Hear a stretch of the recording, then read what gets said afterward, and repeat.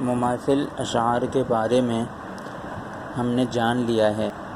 اب آپ کو اس کے لیے ایک سرگرمی کرنی ہے تاکہ اچھی طرح سمجھ میں آ جائے، اور سرگرمی ایکٹیویٹی یہ ہے کہ آپ کو دیکھیں سرگرمی نمبر 7 پہ ہم کو دوبارہ غور سے پڑھیے، دیے گئے اشعار کے آگے لکھے کہ یہ شعر ہم کے کس شعر کا مماثل ہے۔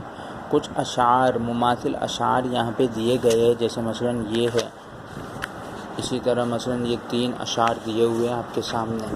تو اب اس کا کیا کرنا ہے، یہ ان اشعار کے بارے میں بتانا ہے کہ یہ ہماری حمد میں موجود، جیسے یہ حمد ہے، نظم ہے، اس حمد میں موجود کن اشعار کے یہ مماثل اشعار ہیں۔ ٹھیک ہے، مثلا پہلا شعر ہے، اس کی ہستی سے سب کی ہستی ہے، خلقت اس کی بسائی بستی ہے۔ اب یہ ایک مماثل شعر ہے۔ اب یہاں پہ ہمیں تلاش کرنا ہے کہ یہ کس شعر کا مماثل ہے، وہ آپ اپنے کاپی میں لکھنا ہے۔ مثلا اب اپنی کاپی میں کس طرح لکھیں گے،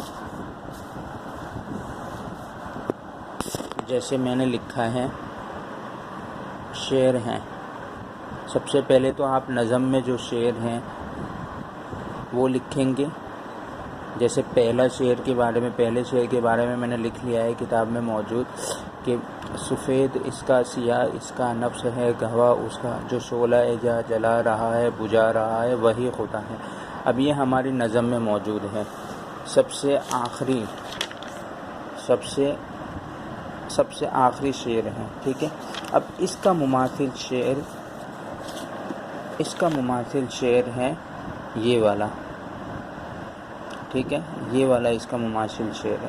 تو میں نے پہلے نظم کا شعر لکھا ہے اور عنوان کیا ڈالا ہے، شعر ہے، اور دوسرا مماثل شعر میں نے جو اس کا مماثل ہے اس شعر کا وہ اس کے نیچے لکھا ہے، اور باقی 2 اشعار بھی اسی طرح ہی آپ کو لکھنے ہیں، یہ آپ کا ہوم ورک ہے، ٹھیک ہے۔